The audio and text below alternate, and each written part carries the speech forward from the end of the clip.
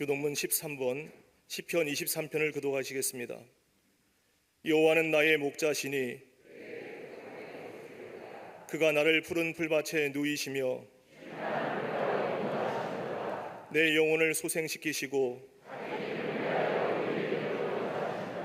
내가 사망의 음침한 골짜기로 다닐지라도 해를 두려워하지 않을 것은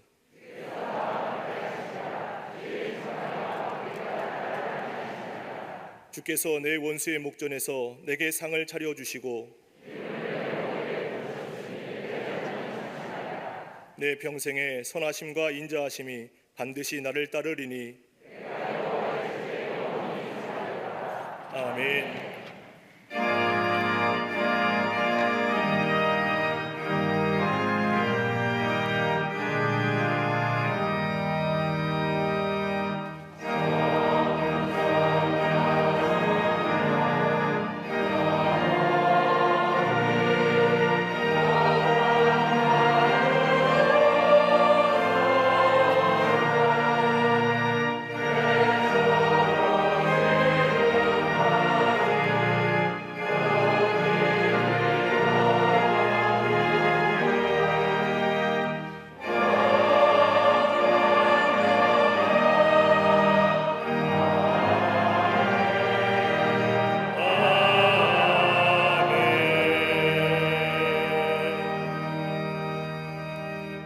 전능하사 천지를 만드신 하나님 아버지를 내가 믿사오며 그 외아들 우리 주 예수 그리스도를 믿사오니 이는 성령으로 잉태하사 동정녀 마리아에게 나시고 본디오 빌라도에게 고난을 받으사 십자가에 못 박혀 죽으시고 장사한 지 사흘 만에 죽은 자 가운데서 다시 살아나시며 하늘에 오르사 전능하신 하나님 우편에 앉아 계시다가 저리로서 산자와 죽은 자를 심판하러 오시리라. 성령을 믿사오며 거룩한 공회와 성도가 서로 교통하는 것과 죄를 사하여 주시는 것과 몸이 다시 사는 것과 영원히 사는 것을 믿사옵나이다. 아멘. 복된 주일을 허락하시사 새 마음으로 예배드리며 산수망으로 말씀의 은혜와 성령의 충만함을 기대하게 하시니 감사를 드립니다. 주일 예배가 걱정과 두려움으로 불안해하는 시대를 살아가는 이들에게 그리스도의 평강이 주장하는 회복의 진원지가 되게 하여 주시옵소서. 지난 주간의 삶을 돌아볼 때 하나님의 기쁨이 되는 삶을 살지 못하고 세상의 문고리를 잡은 채 최악의 상황이 올까 전전긍긍하며 염려와 불안에 쓴뿌리를 내린 채 믿음 없는 삶을 살아왔음을 회개하오니 용서하여 주시옵소서. 성령의 밝은 빛으로 저희 심령을 채우시사 세상에서 오염된 모든 것을 깨끗이 씻어주시며 주님의 뜻을 온전히 분별하여 세상의 악한 권세를 이기는 선한 싸움의 승자로 변화시켜 주시옵소서. 온전하신 계획과 섭리 가운데 세상 역사를 주관하시는 하나님 아버지, 코로나19의 장기화 속에서 하나님의 살려주심이 대한민국을 넘어 열방 가운데 가득하게 하여 주시옵소서. 변이 바이러스의 확산을 차단시켜 주옵시며 코로나 사태가 속히 종식되게 하여 주시옵소서. 한국 교회들마다 꺼져가는 부흥의 불씨를 다시 일으켜 주시사 민족과 열방을 가슴뛰게 하는 사명의 통로로 쓰임받게 하옵소서. 한반도에 피 흘림 없는 복음적 평화 통일을 속히 허락하시사 세계 선교를 위한 제사장 나라로 귀하게 쓰임받게 하여 주시옵소서. 광림의 재단에 거룩한 비전을 담아주신 하나님 아버지, 비범한 신앙으로 풍요로운 삶을 창조하는 교회 되게 하사 살리고 세우는 사명 온전히 감당케 하시니 감사를 드립니다. 호레산 기도의 40일을 통해 경험한 치유와 회복의 은혜로 온 교회와 이 사회가 하나님의 나라로 온전히 세워지게 하여 주시옵소서. 남녀 선교회와 실업인 선교를 비롯한 모든 부서마다 오직 복음을 증언하는 일에 매진함으로 부흥의 전진기조로 쓰임받게 하옵소서. 속회 선교회마다 불안의 안개가 짙은 세상 속에서 주님 주시는 강력한 힘과 영적 기백으로 승리하는 복음 공동체를 이루게 하여 주시옵소서. 다음 세대를 향한 간절한 기도를 들으시사 주님의 무한한 가능성 안에서 찬양하고 감사하며 주님을 닮아가게 하옵소서. 코로나로 연기된 교회학교 여름 행사가 온전히 진행될 수 있도록 모든 환경과 형편을 주장하옵시며 주의 자녀들 한 사람 한 사람 만나주시고 빚어주시는 은혜의 시간이 되도록 인도하여 주시옵소서. 헌신하는 교사들을 축복하사 성령의 도구로 사용하여 주시옵소서. 가정과 일터마다 복음의 능력으로 순전한 믿음을 지켜내며 어려운 시대 앞에서 이웃에게 소망의 빛을 전하는 선한 사마리아인의 역할을 잘 감당케 하여 주시옵소서. 평생토록 하나님 나라의 선교와 주의 재단을 위한 목회에 전념하신 감독님께 주님 주시는 생명의 능력으로 충만케 하여 주시옵소서. 막중한 짐을 지시고 목회하시는 담임 목사님께 하늘의 평강과 능력을 더하시사 주신 은사와 강점을 마음껏 발휘하여 허락하신 비전을 능히 감당하시도록 글로벌 리더십의 중심에 세워 주시옵소서. 오늘도 소망의 말씀을 대원하실 때 예기치 않은 시대의 도전 앞에서 현실의 논리에 갇혀 사는 이들에게 생명의 논리가 선포되게 하여 주시옵소서. 온전한 예배자를 꿈꾸며 함께 예배드리는 광림 남교회와 서교회, 북교회와 국내제 송기지, 방송으로 예배드리는 모든 성도들 가운데도 회복을 넘어 부흥의 새 차원으로 비상하게 하옵소서. 육신의 질고로 아파하는 이들마다 성령님께서 머리끝부터 발끝까지 충만케 지배하심으로 모든 질병은 치유되며 모든 결박은 풀어지게 하여 주시옵소서. 주님의 신령한 임재를 찬양으로 화답하는 갈릴리 성가대와 오케스트라의 찬양을 기뻐 받아 주옵시며 찬양이 울려 퍼질 때 모든 근심의 담이 허물어지는 역동적인 생수의 은혜가 넘치게 하여 주시옵소서. 오늘도 저희에게 하늘의 위로와 새 힘을 허락해 주시는 우리 주님 예수 그리스도의 이름으로 감사하며 간절히 기도드리옵나이다. 아멘.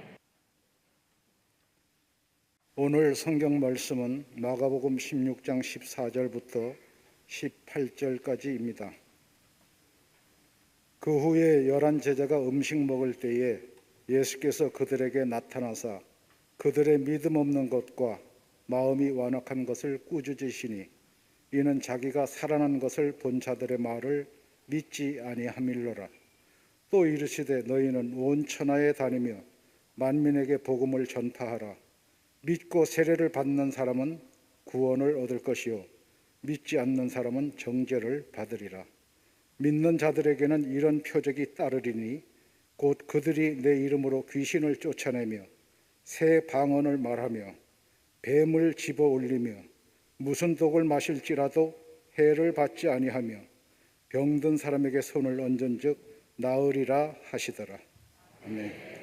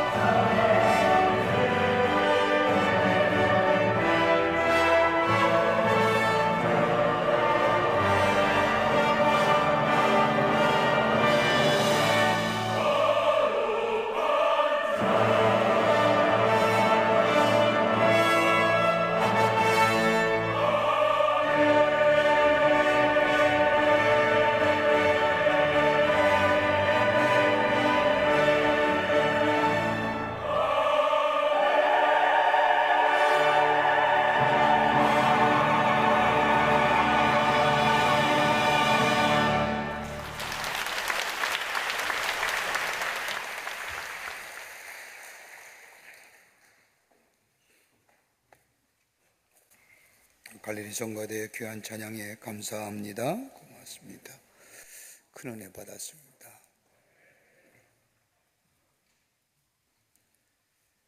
현대에 사는 사람들이 가지고 있는 많은 관심 가운데 최대의 관심은 아마 건강에 대한 관심입니다. 특별히 지금과 같은 감염병이 창궐한 시기라고 하면 건강에 대한 관심 더더욱 그러합니다.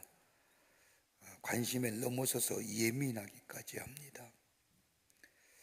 일반적으로 병에 걸리면 병을 고치기 위해서 여러 가지 의학적이고 과학적인 방법을 동원하여 치료합니다.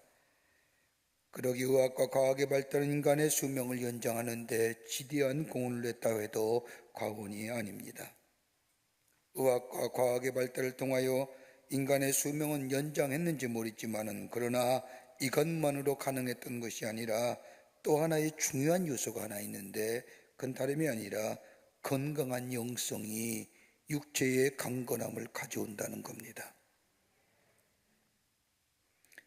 수많은 임상실험을 통하여서 교회에 나가는 사람과 나가지 않는 사람들을 비교하여 분석했더니 교회에 나가 신앙생활하는 사람이 교회에 나가지 않는 사람보다 더 장수하고 건강하고 행복한 생활을 영위하더라는 겁니다.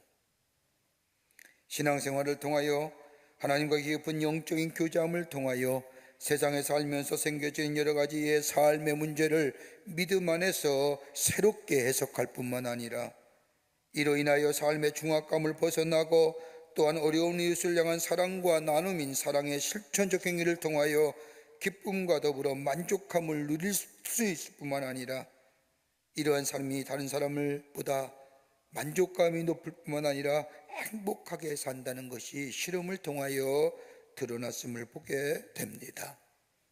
몇 해 전에 크리스천 투데이라고 하는 잡지에서 이러한 신뢰에 대해서 얘기하고 증언한 것이 있습니다. 그의 제목은 기도가 건강에 치유에 도움이 된다는 겁니다. 류마티스 관절염에 걸린 사람들이 모여서 기도하는 곳에 가보니 기도가 류마티스 관절염에 효과를 나타냈다는 겁니다. 오랫동안 류마티스 관절염으로 고생했던 사람들이 저들이 모여서 함께 하나님의 말씀을 나누고 더불어 위해서 기도할 때에 육체의 질병인 류마티스 관절염이 나았을 뿐만 아니라 무엇보다도 저들 마음속에 있는 상한 마음과 상한 상처가 치유됐다는 겁니다. 여러분, 상한 마음이 상한 심령, 그 어떤 것으로도 치유되거나 회복되지 않았는데 저들의 표현에 의하면 하나님의 말씀을 나누고 기도하는 가운데 하나님의 자신의 상한 마음을 치유해 주실 뿐만 아니라 더 넘어서 우리의 육체의 류마티스 관절염을 치유해 주셨다고 하는 고백입니다. 여러분, 상처난 마음들, 상처난 심령 누가 치료할 수 있을까요?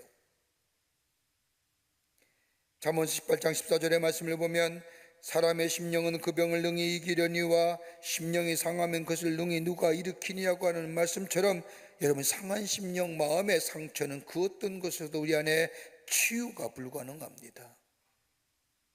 하나님만이 우리의 상처, 우리의 아픔을 치료해 주실 수 있습니다. 여러분, 마음의 상처가 나면 상한 심령이 되면 작은 일에 흥분하기 쉽습니다. 상한 심령과 마음의 상처가 나면 삶의 에너지가 상실될 뿐만 아니라 삶의 에너지가 상실되니 삶에 무너지고 삶의 밸런스가 무너지니 삶에 참으로 어렵고 힘든 일, 정말로 말할 수 없는 곤고함에 처해져 있는 모습을 보게 됩니다. 그러나 하나님을 믿으며 하나님이 나와 함께 하심을 믿을 뿐만 아니라 하나님이 나의 삶에 인도해 주심을 믿음으로 고백하게 될 때에 우리의 상한 심령과 우리의 상한 마음의 상처가 치유와 더불어 회복의 역사를 가져올 수 있다는 겁니다. 여러분, 시편에 나오는 다윗의 고백을 보십시오. 그는 마음의 상처가 있을 때마다 하나님의 성전에 올라가 하나님 앞에 자신의 마음을 토로합니다. 시편 55편 16절의 말씀을 보면 나는 하나님께 부르짖으리니 여호와께서 나를 구원하시리로다.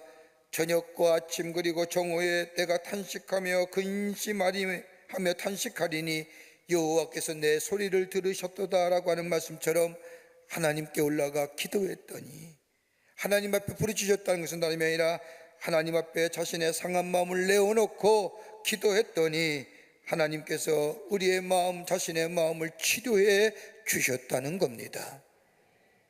여러분, 그리스도인이 되었다는 가장 큰 특권이 뭘까요? 내가 하나님의 사람이 되었다는, 하나님을 나의 아버지로 예수가 나의 구원의 주임을 고백하며 사는 우리들에 있어서의 가장 큰 특권은 다름이 아니라 기도예요. 믿으십니까? 기도예요. 기도 얘기하면 다른 종교도 기도가 있지 않느냐? 예, 있습니다. 저 불교도 있고 힌두교도 있고 이슬람도 있고 다 기도하는, 왜요? 인간은 종교적 심성의 동물이기 때문에. 근데 우리 기독교가 갖고 있는 기도엔 탁월성이 있습니다. 다른 점이 있습니다. 다른 종교도 다 기도하지만 우리 기독교가 기도하는 이 탁월성은 그 하나가 뭐냐? 다름이 아니라 우리에게 기도에 대하여 분명한 대상이 있습니다. 누구께 기도합니까? 하나님 아버지께 기도합니다. 그러게 허공을 치는 기도가 아닙니다. 분명한 대상이 있기에 하나님 앞에 하나님의 이름을 부르며 아바 아버지라 부르며 기도합니다. 그러기에 이것이 바로 기독교의 기도의 탁월성과 다른 점입니다. 또 하나 또 간다면 예수의 이름으로 기도하는 거예요. 지금도 저 하나님 보좌 우편에 앉아서 우리의 중보자 되시는 예수 그리스도, 예수의 이름을 부르며 기도합니다. 예수의 이름을 붙잡고 기도하는 겁니다. 그러기에 요한복음 10장 14절의 말씀을 보면 내 이름으로 무엇인지 내게 구하면 내가 행하리라고 하는 말씀처럼 예수의 이름을 붙잡고 기도할 때에 우리 안에 기도의 역사가, 기도의 능력이 나타나게 됩니다. 예수의 이름으로 불러요. 또 하나 있습니다. 특히 우리의 기도는 분명히 응답해 주십니다라고 하는 거예요.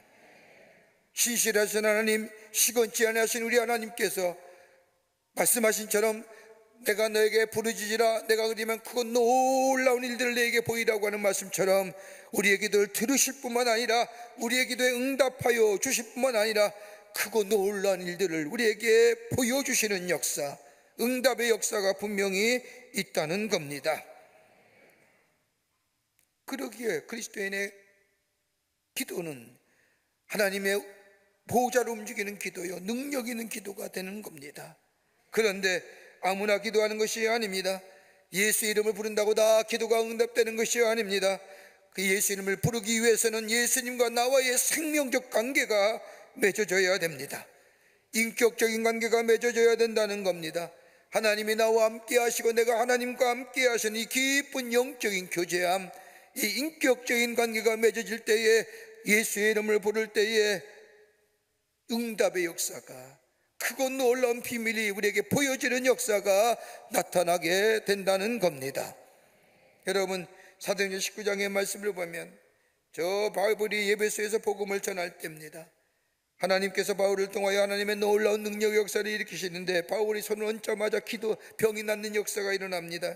이것을 본 저 스게와의 7 아들이 나도 저처럼 하면 돈을 좀 벌 수 있을까 생각하여 저 바울의 능력을 행사하려고 할 때에 악한 귀신이 이 스게와 7 아들에게 말합니다. 내가 예수도 알고 바울도 아는데 너희는 누구냐? 그러면서 악기 들린 사람이 스게와의 아들들이 올라가 눌러 이기니 저들이 벗은 몸으로 저 도망가게 되느냐. 아무나 예수 이름 부른다고 해서 구원의 역사, 기적 응답의 역사, 주님과의 깊은 생명적 관계, 인격적인 관계, 하나님이 나와 함께 하시고 내가 주님 안에 거하는 고백에 저 포도나무의 비유처럼 요한복음 14장 4절과 5절의 말씀처럼 나는 포도나무여 너희는 가지니 포도나무 가지가 포도나무에 붙여 있지 아니하면 아무것도 할 수 없다고 하는 말씀처럼 주님과의 생명적 관계, 인격적 관계, 쌍방의 소통의 관계가 있게 될 때에 예수의 이름을 부를 때에 거기에 놀라운 구원의 역사와 능력의 역사가 일어나게 되게 됩니다.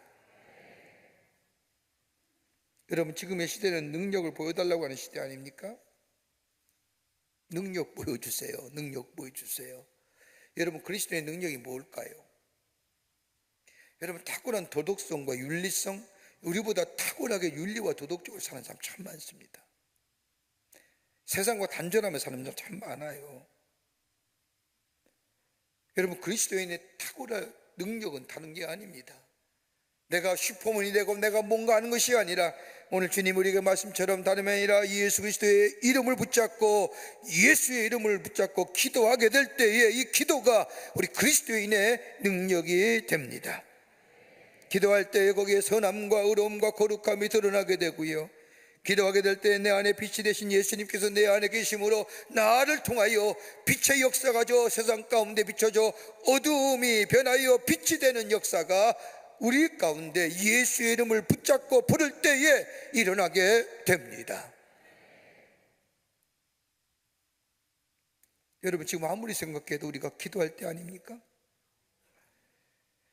요즘처럼 기도하지 않고 살면 참 배짱 있는 사람이에요. 여러분, 지금처럼 어려울 때가 있었습니까? 저도 얼마 산지는 않지만 제 삶을 가만히 돌아보면 우리나라 역사 가운데 저 근대화와 산업화와 민주화 현대화의 과정을 겪으면서 그때마다 어려움이 있었지만은요, 그건 얼마든지 우리가 인내하며 참고 견뎌 이길 수 있는 그런 것이었습니다. 근데 지금 어떠십니까? 여러분, 우리의 영혼이 무너져 갔지 않습니까? 한마디로 우리의 영과 혼과 이게 탈탈탈 털려간 것 같지 않습니까? 어찌할 줄 모르겠어요. 과학과 기술이 진보함이 모든 것을 할 수 있었던 우리의 인간의 과학과 기술과 이성이라는 것들, 미증류 같은 이 바이러스 앞에 여지없이 무너지는 인간의 한계성, 아직도 우리가 진정한 이 세상의 강자라고 생각합니까? 우리가 가졌던 이성과 경험이, 우리의 과학이, 우리의 기술이 진정으로 우리의 삶을 윤택한 미래로, 새로운 미래로 나아갔구만, 그런 가능성이 작은 보이지 않는 미증류 하나에 의해서 여지없이 무너지는, 스탑되어져 가고 있습니다. 우리의 영혼이, 우리의 마음이, 우리의 육체가 탈탈탈 털려간 것, 어떻게 이길 수 있을까요? 오늘 우리 성경은 우리에게 다름 아닌 예수의 이름을 부르라고 얘기합니다. 예수의 이름을 부를 때 예수의 이름에 능력이 있다고 얘기하며 예수의 이름을 부르라고 우리에게 말씀하시는데, 예수의 이름을 부르고 예수의 이름을 부르며 기도할 때에 우리에게 어떤 역사가 일어나느냐? 오늘 예수 이름 부르며 승리하는 여러분과 저와 되기를 간절히 소망합니다. 그 첫 번째가 예수의 이름을 부를 때에 구원의 능력이 있습니다. 오늘 마가복음 16장 16절 말씀을 보십시오. 믿고 세례를 받는 사람은 구원을 얻을 것이요 믿지 않는 사람은 정죄를 받으리라고 하는 말씀, 인간이 어떠한 죄를 범하였을지라도 구원 얻는 길은 다른 길이 아니라 오직 예수의 이름만이 우리에게 구원을 주신다는 겁니다. 여러분, 우리가 구원 어떻게 역사 얻습니까? 우리가 예수를 믿고 예수가 나의 죄를 위하여 속죄제물이 되셔 저 십자가에서 나를 대신하여 죽었다고 하는 이 사실, 이 십자가, 하나님의 은혜와 사랑이 담겨진 이 십자가를 내가 받아들이게 될 때에 내 안에 죄사함의 역사가 일어나며 정결케 됨의 역사가 일어나지 않습니까? 그리고 그 안에 거룩한 하나님의 영이 임재하시어 나의 삶을 이끌어갑니다. 그러면서 주님과의 깊은 영적인 교제함이 내 속에 있습니다. 주님을 만나고 예배드리며 말씀을 읽을 때마다 내가 어떤 사람인가 깨닫게 됩니다. 저 바울이 고백했던 것처럼 내가 연약했을 때에, 내가 죄인 되었을 때에, 하나님과 원수 되었을 때에, 그럼에도 불구하고 우리 하나님이 나를 사랑해 주셨구나, 주님과의 깊은 영적 교제가 있을 때에 내가 어떤 사람인가 깨닫게 됩니다. 한없이 연약한 자, 한없이 부족한 자. 그러면서 내 안에 하나님과 더 가까이 가게 됩니다. 내가 어떤 사람인가, 내가 누구인가 인식되어져 갑니다. 그리고 그것이 지식화되어 갑니다. 하나님 없이는 안 되는구나, 하나님이 나의 구원의 주가 되시는가, 이 신앙이 내 안에 자리 잡게 될 때에 그 어떤 비바람, 그 어떤 세상의 풍파도 넉넉히 이길 수 있는 믿음의 강자가 되는 겁니다.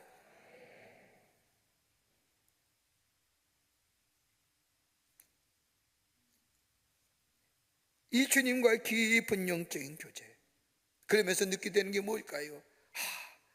나의 구원은 예수님밖에 아니 계셔. 예수님만이 나의 구원자가 되신다을 고백합니다.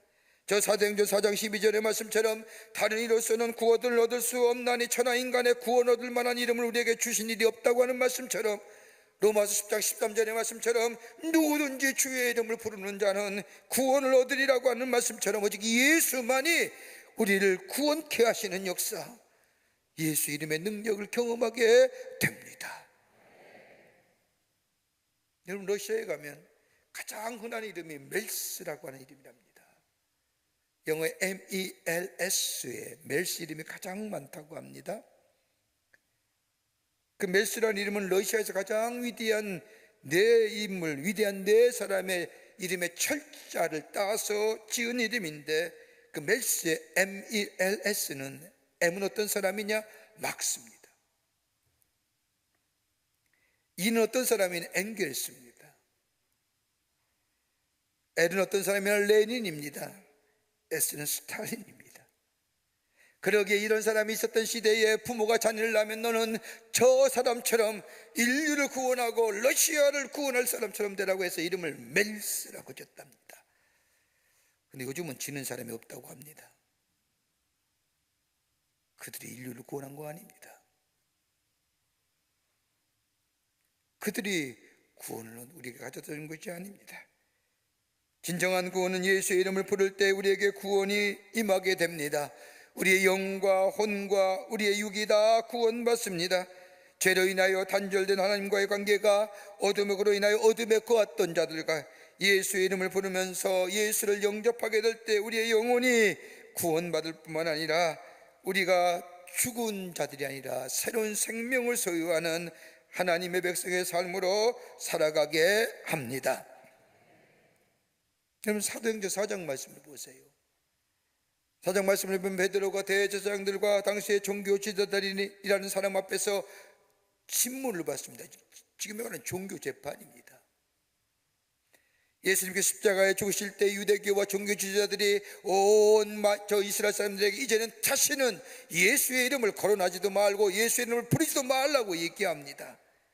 그런데 사도행전의 말씀을 보면 성전 미문에 앉아있는 안진뱅이를 베드로와 요한이 올라가다가 보고 불쌍히 여겨 내게 은과 금은 없거니와 내가 예수의 이름으로 내게 명하노니 일어나 걸어라. 걸어지는 역사. 수많은 사람이 그 기적을 보고 몰려와서 궁금해할 때 왜 너희들이 나를 주목하느냐? 이 일을 이신이시는 너희가 십자가에 못 박힌 예수 그리스도가 예수의 이름이 이 일을 행하였느니라. 예수의 이름을 준 거예요. 더 나아가 예수의 이름을 전하갈 때에 수많은 사람이 이 베드로에게 올려가 베드로의 설교와 말씀을 듣고 저들이 돌이킵니다. 하나님의 사람이 됩니다. 이 일로 인하여 저 유대교와 종교 지도자들이 모인 저 종교 신문 장소에 딱하니 서 있는 겁니다. 그때에 유대교의 종교 지도자들이 베드로에게 묻습니다. 사도행전 4장 7절의 말씀을 보면 하나님의 죽은 자 가운데서 살리신 사도들이 세우고 너희들이 무슨 권세와 누구의 이름으로 이 일을 행하느냐? 무슨 권세와 누구의 이름으로 이 일을 행하느냐? 여러분, 평이한 질문이에요. 당연히 이렇게 질문하지요. 그러나 평이한 질문 같지만 이 안에 가장 중요한 핵심을 담고 있는 겁니다. 누구의 이름으로 행하였느냐? 능력의 출처를 묻는 겁니다. 더 나아가 누구의 권세로 이 일을 행하느냐고, 이 질문은 너를 뒷받침해 준 사람이 어떤 사람이냐라는 겁니다. 그때 베드로가 대답하지요. 사도행전 4장 10절의 말씀을 보면 하나님이 죽은 자 가운데서 살리신 나사렛 예수 그리스도의 이름으로 내가 행하느니라. 능력의 출처도 예수요, 행동에 뒷받침해 주는 권세도 예수의 라고 하는 거예요. 그러면서 뭐라고 얘기합니까? 너희가 십자가에 못 박혀 죽은 그 예수야말로 하나님의 아들이요 메시아요 그리스도시요 그를 믿을 때 너희 안에 구원의 역사가 있느니라고 얘기합니다. 필리핀에 가난한 학생이 저 뉴저지에 있는 뚜르 대학에 유학을 옵니다. 미국에 도착한 첫 주일 아침, 밖에는 비가 주룩주룩 내리는데 자신이 머무는 기숙사의 문을 두드리는 소리가 들립니다. 문을 열어보니 문 밖에는 의젓한 노인 한 사람이 우산을 2개 들고 서 있습니다. 그러면서 하는 말이, 학생, 나는 이 학교에서 가르치는 교수 중에 한 사람이요, 이 마을에 설교가 좋은 교회가 하나 있는데 나와 함께 가보지 않겠나? 하고 말하고는 이 노인이 우산 하나를 이 청년에게 내미는 겁니다. 처음에는 교수의 정성에 못 이겨서 교회를 다니기 시작을 합니다. 내가 미국에 와서 이 신학문을 배운 후에 내 고향인 저 필리핀에 따라가 이 나라를 위해서 쓰임 받고자 했던 이 청년, 하고 4년 동안 교회에 다니기 시작하면서 하나님의 말씀을 듣고 예수님이 나를 위하여 십자가에 죽으셨다고 하는 놀라운 사실이 믿어지면서 저의 삶이 바뀌어지기 시작합니다. 구원의 감격이 생겼습니다. 그리고 공부하는 동안 하나님이 나를 왜 이곳에 보내셨는지, 나를 하여금 어떤 일하고 원하시는지 하나님의 특별한 사명과 목적이 있음을 깨닫게 됩니다. 그리고 학부 4학년을 졸업한 후에 돌아가는 것이 아니라 신학대학원에 진학해서 3년을 더 공부합니다. 그리고 목사가 됩니다. 공부를 마치고 자신의 고국으로 돌아가 나라의 발전을 위해 일하겠다는 생각한 이 필리핀 청년, 학부를 마치고 신학대에 들어가 목사가 되고 그리고 필리핀으로 돌아가 하나님 나라의 복음을 전합니다. 그렇게 목회하다가 그 지역을 담당하는 감독이 됩니다. 감독으로 취임하는 취임식 예배에 이 감독으로 취임한 이 사람은 2개의 우산이라는 제목으로 설교를 합니다. 그리스도에게는 2개의 우산을 가져야 되는데, 하나는 자기 이름으로 쓰는 우산이요, 또 다른 하나는 예수의 이름으로 쓰는 것이요라고 얘기합니다. 그러면서 캐톨릭 국가인 저 필리핀에서 하나님 나라의 복음, 구원하시는 예수의 이름을 전했던 것을 보게 됩니다. 예수의 이름이 저를 구원했고 예수의 이름을 전하게 될 때에 이 땅의 백성이 구원받는다는 사실을 믿었기에 그는 예수의 이름을 전하는 자, 예수 이름 안에 구원의 능력이 있음을 전하는 자가 되었던 것을 보게 됩니다. 예수 이름 부를 때에 우리에게 뭐예요? 구원이 임하게 됩니다. 두 번째는요, 예수의 이름으로 우리를 새롭게 변화시켜 주십니다. 새로운 존재로 거듭나게 해주세요. 마가복음 16장 14절 말씀을 보면, 그 후에 11 제자가 음식을 먹을 때에 그들이 나타나사 그들의 믿음 없는 것과 마음에 완악한 것을 꾸짖으시니 이는 자기가 살아난 것을 본 자들의 말을 믿지 아니함이로라. 예수님이 부활하신 후에 다른 복음서에서는 예수님을 책망했다는 얘기가 없는데 꼭 마가복음에 와서는 이 예수님께서 제자들을 책망하신 이유가 하나 있습니다. 뭐요? 믿음이 없는 연고로. 예수님이 말씀하시길 내가 죽고 3일 만에 부활하라고 하는 이 사실, 그리고 실제로 부활하셔서 많은 사람에게 보여주셨는데 이 부활을 목격한 사람이 예수님께 제자들에게 와서 예수가 부활하셨다고 얘기하는데 제자들은 믿지 못하는 겁니다. 예수님이 부활하신 주님이 나타나셔서 왜 믿지 못하느냐, 저들의 믿음을 책망하시고 저들 앞에 보여주시게 될 때에 예수의 이름을 부르고 예수님을 만나게 될 때에 저들의 삶이 새롭게 변화된 것을 보게 됩니다. 여러분, 누가복음 19장 말씀을 보면요, 삭개오에 대한 얘기가 나옵니다. 저 여리고성의 세리장이었던 삭개오, 그가 변화될 수 있었다고 생각한 사람은 아무도 없었습니다. 여리고성은 여리고 동편과 서편이 나눠져 있는데 동편과 서편의 중간에 있는 것이 여리고성입니다. 그러게 동편에 있는 사람이 서편에 가려고 하면 여리고성을 거쳐야 되며 서편에 있는 사람이 동편에 가려고 하면 여리고성을 거쳐야 가기 때문에 여리고성은 언제나 동편과 서편의 소문들이 다 모이는 장소가 여리고성입니다. 거기에 세리장이었던 이 삭개오, 그는 부족함이 없는 삶이었습니다. 로마가 정해준 세금을 거두어 로마에 바치고 난 뒤에 더 거두어진 세금은 자신의 목이 되기 때문에 열심히 세금을 거두었습니다. 사람들이 자신에 대하여 뭐라 말하든지 상관이 없습니다. 다른 사람이 힘이 들거나 어렵다고 얘기하는 것 별나랑 관계가 없는 일입니다. 그저 나만 잘 먹고 잘 살면 되는 사람입니다. 그런데 그에게 깊은 곳에 누구도 알지 못하는 회색의 그림자가 있습니다. 내가 누구일까? 내가 어떤 사람일까? 다른 사람은 다 아브라함의 자손이요, 이삭의 자손이요, 야곱의 자손이라고 하는데 나는 도대체 어떤 사람일까? 정말로 내가 이스라엘의 사람일까? 다른 사람은 나를 향하여 매국노요, 가난한 자의 피를 빨아먹는 자라고 손짓하지만 정말 내가 그런 사람일까? 자기 존재성에 대한, 존재감에 대한 의문입니다. 어떻게 하면 변화될 수 있을까? 어떻게 하면 새로워질 수 있을까?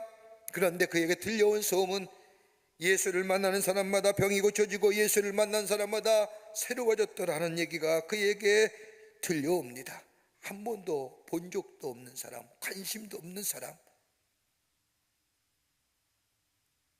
그 예수님에 대한 소문을 듣게 될 때에 삭개오 마음속에 만나고 싶은 마음이 들었습니다. 그러던 차에 예수님이 여리고에 지나가신다는 겁니다. 그리고 기다렸습니다. 마침 예수님이 여리고성에 들어올 때 수많은 사람들이 함께 더불어 지나가시는데 이 삭개오도 예수님 만나고 싶었는데 도무지 자기의 키 작음으로 인하여 만나지 못하게 되자 앞서 달려가 뽕나무에 올라가 예수님이 오기만을 기다립니다. 가까이 오신 예수님, 삭개오와 눈이 마주친 겁니다. 예수님 뭐라고 얘기합니까? 삭개오 내려오너라. 내가 오늘 내 집에 유하여겠느니라. 이 말을 듣고 뽕나무에서 내려온 이 삭개오, 예수님을 자신의 집으로 모셔다가 정석껏 대접한 후에 그리고 주의 말씀을 듣습니다. 얼마나 귀한 말씀인지. 성경 말씀을 보면 시간 가는 줄 먹고 삭개오는 그 말씀을 들은 후에 그렇게 결단을 내립니다. 주님, 내가 만약에 가난한 사람들 토색한 일이 있다면 내가 4배로 갚겠고요, 내 자신을 다 팔아서 가난한 사람에게 나누어 주겠습니다. 그 돈 어떻게 번 돈입니까? 돼지며 욕 들으며 그렇게 번 돈 가난한 자에게 내놓은 거예요. 그리고 주님 따르는 겁니다. 가능할까요? 예수의 이름을 부를 때 지금도 우리의 삶 속에 우리 안에, 아니 예수의 이름을 부르는 자마다 새롭게 됨의 역사를 경험하게 됩니다. 그러기에 여러분, 이 삭개오, 예수를 통하여 하나님의 아들이요 아브라함의 자손이라는 이야기요, 더 이상 그의 마음속에 정죄함이 없는 자. 여러분, 죄를 짓는 자마다 죄의 종입니다. 양심의 가책에 매이고 저주에 매이고 또다시 죄를 짓는 중독성에 매이게 됩니다. 나중에는 종국적으로 지도의성이 되고 맙니다. 그러나 예수의 이름을 부를 때에 구원을 받습니다. 죄의 권세로부터 구원을 얻습니다. 사망의 권세로부터 구원을 얻습니다. 구원받았다는 것은 내 안에 정죄함이 사라졌다는 겁니다. 로마서 8장 1절의 말씀처럼 그러므로 이제 그리스도 예수 안에 있는 자는 결코 정죄함이 없다고 하는 사실. 누가 정죄하리요? 아무도 정죄하지 않는 진정한 자유로, 진정한 행복을 누리는 삶으로, 평안의 삶으로 살아가는 인생이 됩니다. 뭐 할 때요? 예수의 이름을 부를 때에. 그러기에 요한복음 14장 27절 말씀에 평안을 너에게 끼치노니 곧 나의 평안을 너에게 주노라. 내가 너에게 주는 것은 세상에 주는 것과 같지 아니하리니 너희는 마음에 근심하지도 말고 두려워하지도 말라 하시는 거예요. 무슨 그 평화요? 샬롬이에요. 에이레네예요. 피스가 아니라 하나님이 주신 절대적인 평화. 화목의 관계가 이루어질 때에, 예수의 이름을 부를 때에 우리 향해 있어지는 이 평안의 역사가 있게 될 줄 믿습니다. 이게 새로워진 존재의 모습이에요.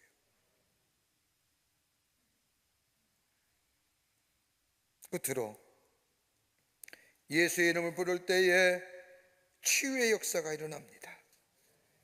우리를 치유하시는 역사가. 오늘 마가복음 16장 18절의 말씀을 보면 병든 사람에게 손을 얹은 즉 나으리라 하시더라.